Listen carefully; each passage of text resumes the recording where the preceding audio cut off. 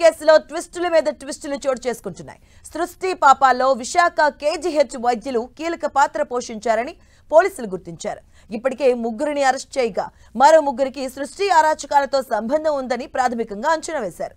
ఇంతకీ వారెవరు? సృష్టి పాపాల్లో ఎలా భాగమయ్యారు? Have a look.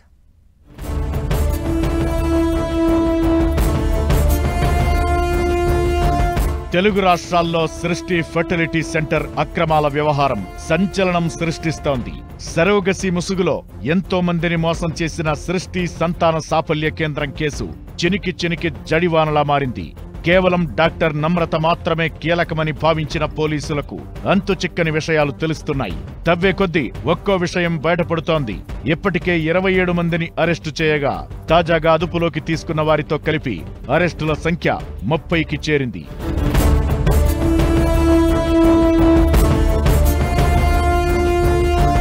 Hyderabad Gopalapuram PS పరిధిలో వెలుగులోకొచ్చిన ఘటన వయా విజయవాడ మీదుగా ఏపీలోని విశాఖ కేజీహెచ్ వరకు చేరుకుంది. అందులో పనిచేస్తున్న ముగ్గురు వైద్యులకు సృష్టి పాపాలతో సంబంధముందని తెలుసుకున్న పోలీసులు వెంటనే విశాఖకు వెళ్లి వారిని అరెస్టు చేశారు. ఆపై నిందితులను హైదరాబాద్ కి తరలించారు. అయితే ఇదే కేసులో మరో ముగ్గురు వైద్యుల పాత్ర ఉన్నట్లు గుర్తించారు పోలీసులు. దీంతో ఆ కోణంలోనూ దర్యాప్తు ముమ్మరం చేశారు. వారి బ్యాంకు ఖాతాలు, ఇతర వివరాలపై ఆరా తీస్తున్నారు. అరెస్టైన కేజీహెచ్ వైద్యుల నుంచి ఆ ముగ్గురి సమాచారం రాబట్టేందుకు పోలీసులు ప్రయత్నాలు ప్రారంభించారు. అందుకోసం వారిని కస్టడీకి కోరే అవకాశాలు లేకపోలేదు.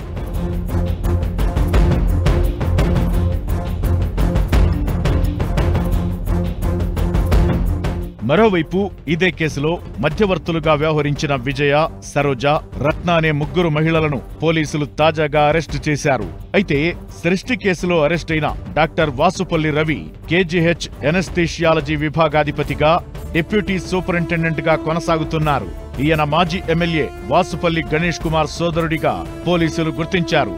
అయితే కొంతకాలం క్రితం డాక్టర్ రవికి బదిలీ అయిన కొద్ది రోజుల్లో డెప్యుటేషన్ పై తిరిగి కేజీహెచ్ కి వచ్చారు.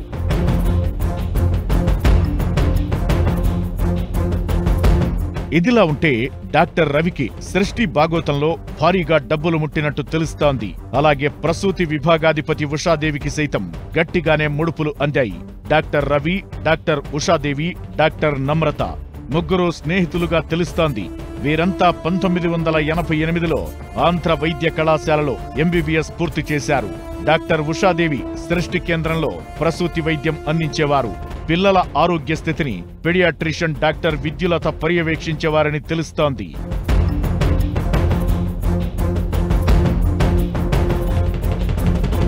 అయితే 2018 నుంచి 2023 వరకు విశాఖ జడ్పీ రోడ్లో ఒక భవనంలో సృష్టి ఆస్పత్రి కొనసాగింది. 2023 తరువాత దాని పక్కనే ఉన్న మరొక భవనంలోకి మార్చారు.